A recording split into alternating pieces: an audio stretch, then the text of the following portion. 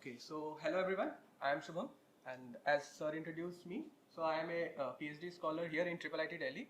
So today in this session I will talk about briefly on if you want to implement your own application using Multipath, so how can you do it, right? So let us go ahead without, okay, so here is the overall workflow that I will be, like this is the agenda of today's. So I will briefly talk about, is it visible there? So here is the overall agenda. So I will first start with discussing how can you build a custom single path setup. Then we will move to multipath one, and in multipath then I will move to how can you create your own control channels to probe into the two different or multiple different paths to get their estimates of network conditions. And based on those network conditions, how can you decide on which path you can or you want to send the packets. Okay. Then I will discuss about briefly a helper device. What is this exactly? I will come in a moment. Then finally we will run our application over a single over one application, which is file download application. Let's keep it simple. And then at the end we will see run it and see the basic results. So yeah, with that let us move on. Before moving ahead, I want to just brush up on the things, like we all know what are sockets, how do we create it, but for the sake of brushing up the things, let us once again go over it. So what exactly are sockets? The sockets are a way for both devices to connect and like transfer or communicate within themselves. So what can you do with the socket connection? You can either send messages, send files, or whatever you want, right? Now let us understand how do you create sockets. So this is a typical computer networks course thing. So I will quickly go over it. So you have, let's say you have two different devices. One you call as server, other you call as client. Now what you will do, you will first create sockets. At the server side, you will open a socket, just specify which port you want to listen on. And at the client side, what you will do, you will specify the server's IP plus its port which you want to connect to. Once you have these sockets, the server will start listening, and then on client will send a request to server that hey, I want to connect, and once the server receives this request, it will accept it. And once we have this connection established, we can do this two-way communication, either sending data or receiving data. For sending you use this socket.write, and for receiving the data you use socket.read, right? And once the entire communication is done, you can just send an end of file identifier to the socket. At the client side, once it receives that end of file thing, it will just close the socket gracefully, and the entire connection just gracefully closes down. This is the overall idea of stabilizing and using a socket connection. Now let us see how can we do it our own. How can we implement it? For the sake of this session, I will go on with Java. The reason being, I mean, you can use any language, either Python or C++. But the reason of using Java for this session is that it handles this multi-threading very easily. So that's the reason of why I'm choosing Java for this session. So you need to have Java installed on your own system. If you do not have it, you can use these two commands to quickly install it. If you have, good. If you not, then please do it. So shall I wait or? So you need a Linux machine for this. So if you have a VM, then that should also work. So the first command installs Java runtime, which you use to run your own programs. The second one installs Java's JDK, which you need to compile Java programs. So these two things you need to install. Okay, so now we have our Java running on our machine. So we will look into the actual code base. So how do we write this thing? So I already shared a zip file over Slack. If you go to that zip file, you will see two different folders, one single path and the other named as multipath. So let us first go on with single path. Inside it there are again two folders, one for client, one for server. So let us open it. So if I open my server's code, and at the same time if I open side by side my client code. So yeah, so these are the codes. So this, on the right hand side I have client, on the left hand side I have my server. So without overwhelming too much, let us skip to the main part. So yeah, so this is the main program of Java, where the server specifies that I am about to listen on this port, which is 6000, and it will start to listen on it. This server thing is a class that I have written myself. If I go to this server class, you will see in its constructor here that it actually opens a server socket which listens to the specified port, which is for now 6000. Okay, and once it once it has that connection created, socket created, it's go into this accept mode and starts just waits till the point any connection is received. Okay, all right. So this is server side. Similarly, if we go to the client side, client also creates its own socket. And how does it create? Let us see. Yeah. So in the constructor again, if you see, it creates a new socket with server's IP and client's port. So first of all, is it visible to all the code, or shall I zoom in a bit?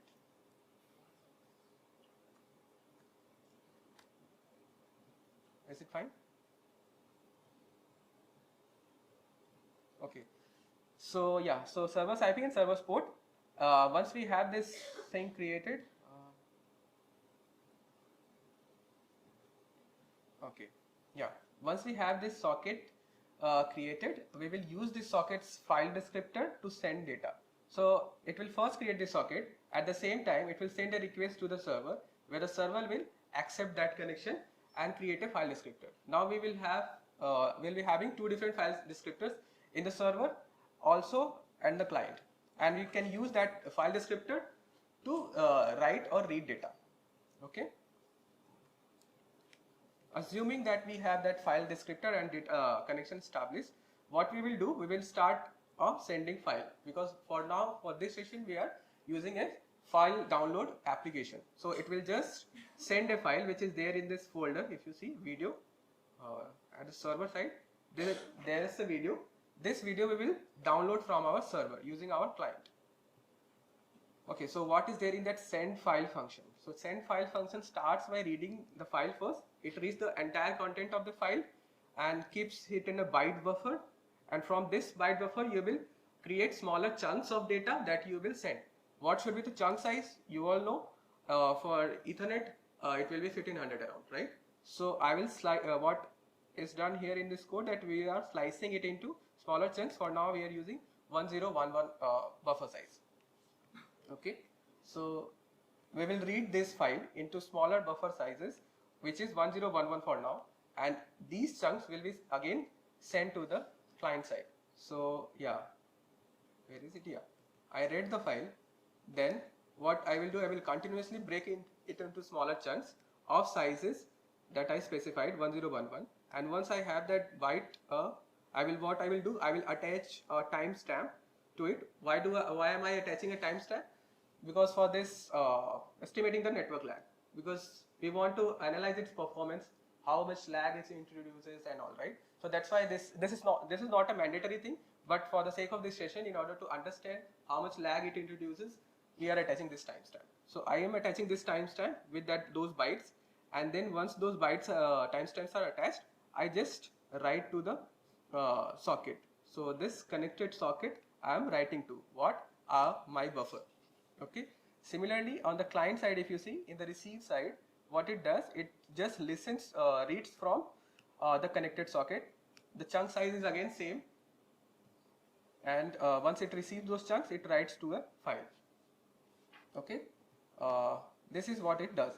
And now, once it received those bytes, remember that we also have attached our timestamp. So before saving that file, we need to segregate those two things, timestamp separately and the chunk of the data that we are sending. So once we do it, here we are doing it. What we are doing, we are bifurcating the sent segment into two parts. The first one is a timestamp, and the second one is the byte that I send that actually corresponds to the video data. Once we have it, then I am simply saving the video bytes to a file, and that's it. This is the overall code. Okay, it's so I have like explained in a very brief, because I don't have much time to go on. That's why I'm like discussing it in very brief. Okay, now this code is there. We need to run it. What we will do, actually you need two different machines for this to run, but for the sake of this session, let us run it over localhost. Okay, so what do we do? Okay, let's go to the terminal. Okay, and create two different things. Let us go to our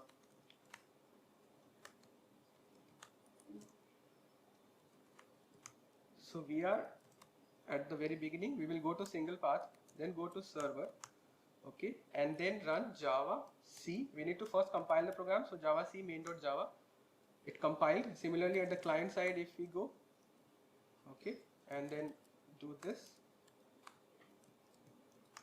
okay, again if we do Java C main.java,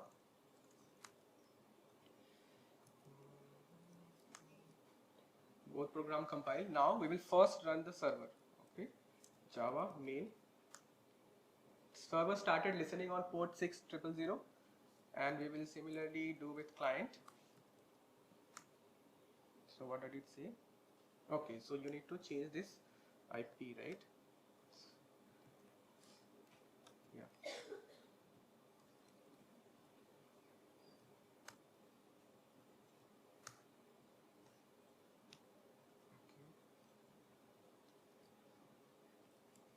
So are you guys able to run or compile?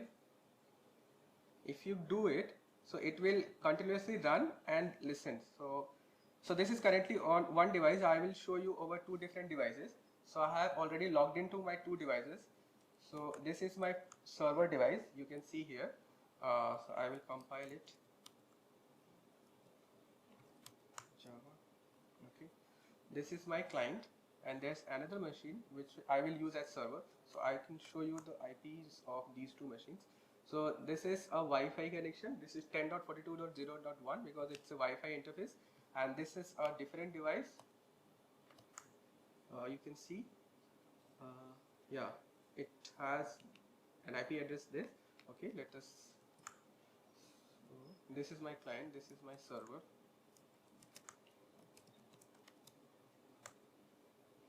I'm running this thing. Okay, server started listening.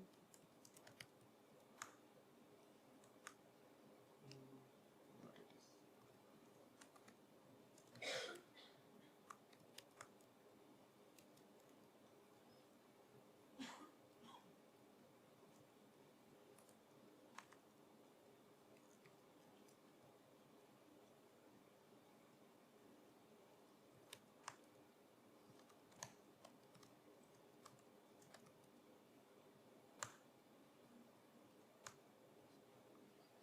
So you can clearly see the server is sending continuously 1448 bytes, and the receiver at the client side is receiving those chunks, and for each chunk it is taking this much of network lag to receive.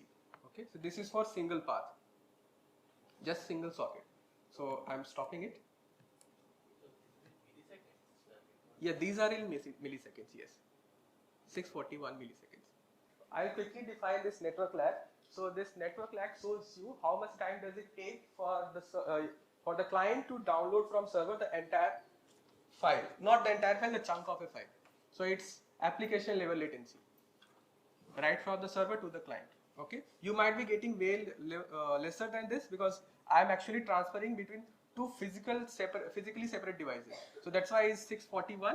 But for your case, it might be way lesser because you are doing it over localhost. Okay, so far so good. For till now we are okay. So let us go to the slides again. So we are able to run over single path. Now the thing is, we want to do it over multiple paths. Okay, so what we will do, we need to create two different sockets, right? So how typical multipath setup is, between two devices you will have two different paths, or you can say two different networks. For now let us assume two. There can be n number of paths. So for now let us assume we have two different paths, and we need to have socket over both of these two different paths so that we can utilize them. This is a typical multipath setup. And for now let us assume that how will you create these two different networks for your use cases.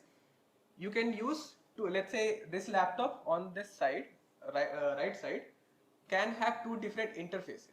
By interfaces I mean it can have Ethernet as well as wireless interfaces, right? If it has two different interfaces, you can send your data separately over two different interfaces. But it can happen that many a times we do not have access to multiple devices. So what we can do, we can add a separate device, and let's assume that that one is our separate interface. So a connection will be directly between first server and the primary device where the user wants to actually utilize its application, And also there will be a secondary device which we can call as helper device, which again receive the data from the server and somehow relay back to the primary device. So this is another way of doing it. So how many ways? There are two ways. First, have different interfaces on your client device and utilize it to create multiple paths. And the second one is you can use multiple devices to collaborate themselves and utilize multipath to download or whatever task it wants to perform from the server. Good?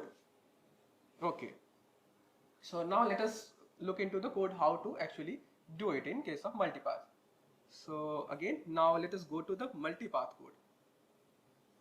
The whole setup will be the same, the connection establishment, the code, everything will be same. It's just that we will be creating now two different sockets rather than just a single one. Okay, so this is multipath's server side code. So if we go back to here, yeah.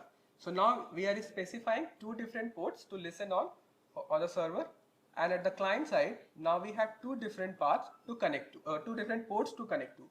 And in my file I have two different IPs because my machine has two interfaces, one Ethernet, so this one is Ethernet and the second one is Wi-Fi. So there are two different IPs. Okay, now I will create sockets and connect to both of them separately. Okay, so here also, as you can see, I am creating. So I am not going into the details of this code actually because I have already covered in the single path. It's the same.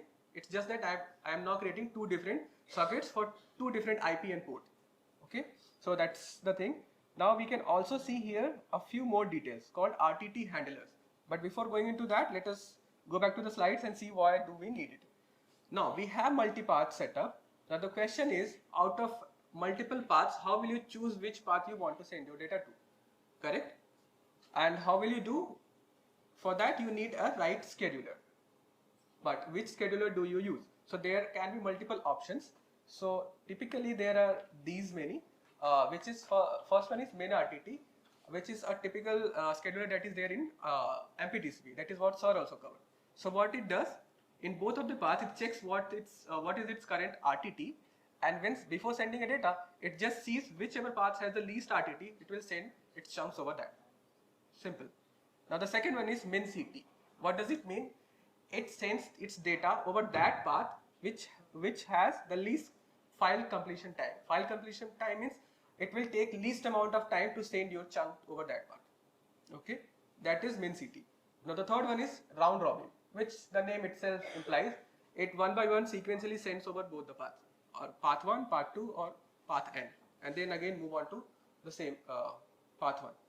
And the last one is custom scheduler, which is depending on your application requirement, you might need to redesign a completely new scheduler. For example, let's say for video streaming, what do you need? There are different types of frames. You might want some frames to have high priority as compared to the other ones. So in that case, your scheduler needs to know that, hey, this frame has a higher priority, so I should schedule it in a different way. So that sort of logic you need to have in your scheduler already implemented. Okay, so that is custom scheduler based on the need. Now for this session, we will go on with MinRTT. Let's make it simple. Okay. Okay. Sorry. These are CPU schedulers, right? CP. CPU. No. These are also used in CPU, of course. But for this multipath setup, we also use the similar approach. Okay. But you are right. These are typical scheduler. In operating system, we use Yeah. Okay, so we will go on with MinRTT. But again, there's one question: how will you get to know the RTT of the paths, right? So there can be couple of ways. There are majorly two different ways. One we call as passive way, one we call as active way. By passive, I mean that you use statistics of the kernel itself, because kernel also uses TCP for its congestion control. It uses RTT, right? So can you utilize it or leverage it? That's one way. It's because that's why it's called passive, because you are not intentionally sending data yourself. That's why it's passive. The second one is active, where you implement your own custom logic to get those RTT. How will you do? You will send your own packets to the from server to the client, and get a reply back, and based on that you can estimate the RTT. So this is active method, because you are actively sending individual packets for estimating RTT. So these are two different ways. Okay, so for this session we will go on with active method. I will show how will you create separate channels where you can send your own packets and get reply back from the client to get an estimate of RTT. Okay, yeah, so this is what I am showing here. So right now we have two paths for video, then we will create two different paths again for estimating RTT of each of the channels. Let us now go to the code again and see. So we see here two different RTT handlers that I have implemented, one for each path. Let us go to this RTT handler class and see what it exactly does. So if I have a marker, so do we have a marker? Yeah. So rather than going into the details of the code, I will quickly just draw here and explain what the code is exactly doing. So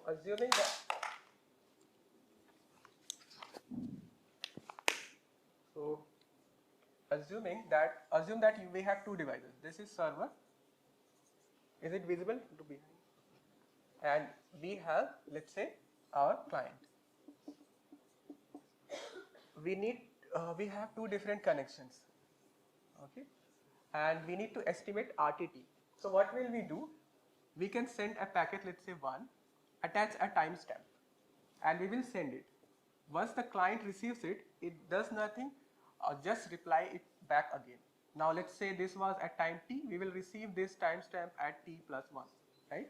Now what we can do, we can use just t plus 1 minus t tst, right? This will give us an estimate of how much time it took for the packet to go to the client and then again come back. So using this you can get the estimate of RTT. Just replicate it over the second part. So this is the basic logic that is there in this code.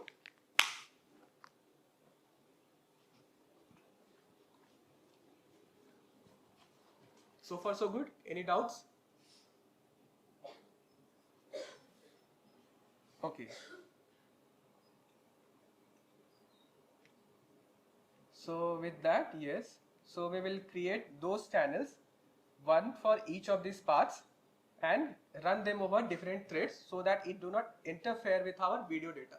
Okay, it will continuously run separately for now at a granularity of 100 milliseconds, which means that every 100 milliseconds you will send a packet and get it back to estimate its RTT. Now there's one more key question to ask here. Okay. Every 100 milliseconds you are sending packets to estimate RTT.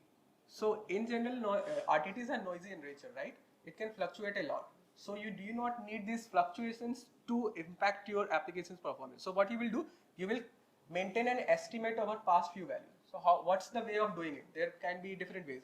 Either you can take an average over past few values, you can take harmonic mean over past few values, you can take median, or whatever strategy you want to do. So for this session, I am using the basic RTT estimate formula, which is the new RTT will be 1 minus alpha times your older estimate plus alpha times current sample. So this is the formula that I am using for now. But you can, of course, come up with your own strategy. Right? Once we have this RTT for both the paths, now we can use it to schedule. How? We will just check it before sending. Let's say, let us go on to this server side. If we go here, so send file, yeah, yes, if you see here, so before actually sending, it's checking whether the RTT of path 1 is lesser than RTT of path 2. If yes, it will send over path 1, else it will send over path 2. Very simple. So this is the logic, and it will send over that path which has a least RTT. Okay, with that, let us go to our code again.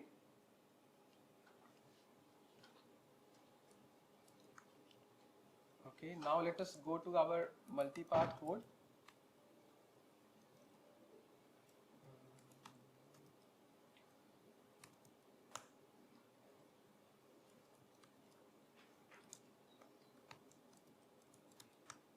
Okay, let us compile it.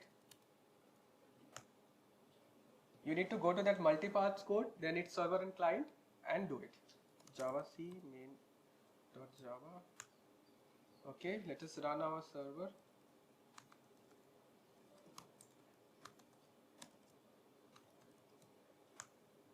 Okay, let us compile our Java C.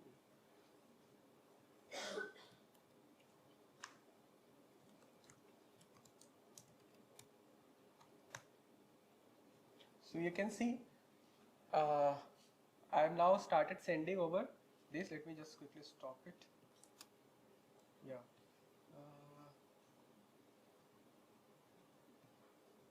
Okay, let me do it again. And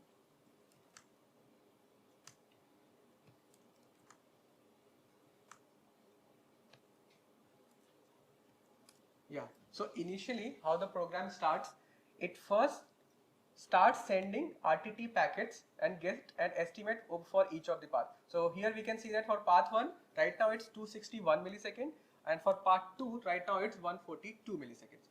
So once it has those estimate, it will start sending data accordingly. So right now, since the RTT of path 0 is the least, so it will of course always send over path 0, right?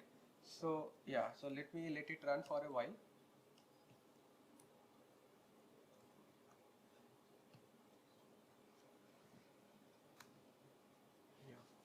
So it first maintains an estimate, then sends its data.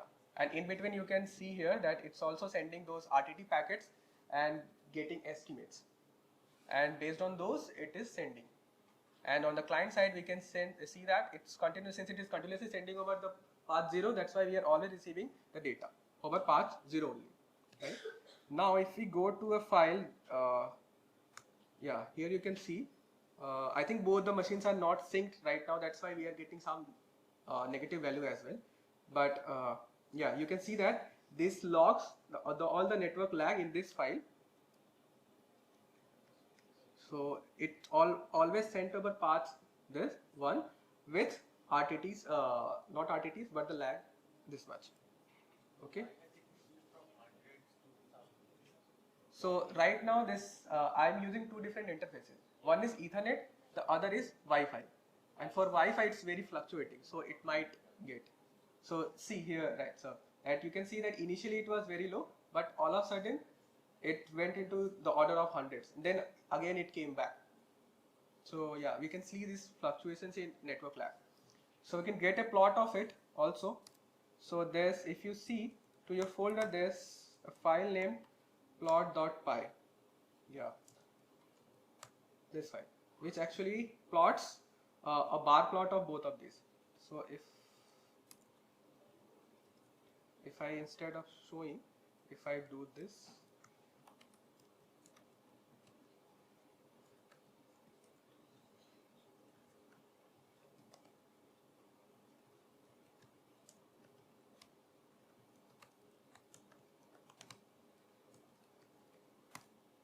and let us run it. Let me see whether that is there in the single path also. Client, yes. So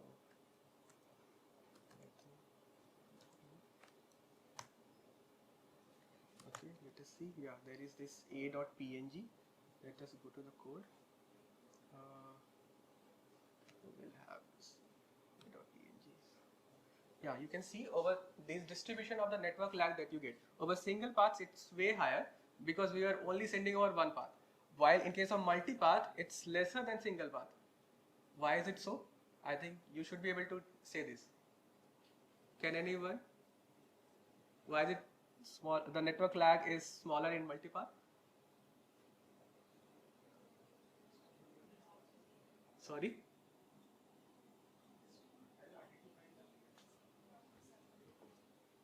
Let us go one by one. Yeah, start with you.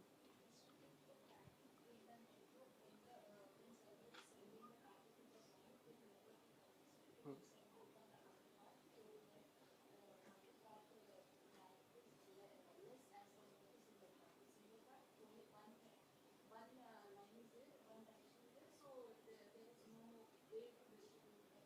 Yeah, perfect. Yeah. Yes. Yes. Yes, perfect. Yeah, cool. Both of you are correct. So the reason being that since we have an option of choosing between two paths, so which path is the best performant at that time, we'll choose that one. That's why our overall latency or lag goes down, right? Very simple. So I think we are mostly done with it. Let's me see whether we have anything else to cover. We looked into the channel, we tested our application. Yeah, there is one more thing that if you want to emulate or simulate, let's say you are running over localhost, you can use TC to add delays to the path to see how much performant your application is. So you can add delay and then see whether it's actually picking the right path or not. This is TC is already covered by covered in the first session only, so you might already be aware of it. So you can add delay and then test your application. So I think, yeah, with that we are mostly done. I'll be happy to have any queries.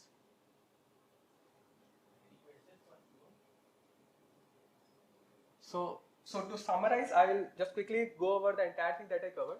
So we started with first understanding what are sockets, how can we create socket connections over single path, and once we got comfortable with that thing, then we went on to multipath, where we created two different sockets over two different interfaces, right? And to decide on which path to pick, we looked into the possible variants of scheduler that we need. And the one that we used today was WinRTT, which is it basically probes both of the network, sees what RTT of each network is, and then based on those RTT, it picks the one that has the least.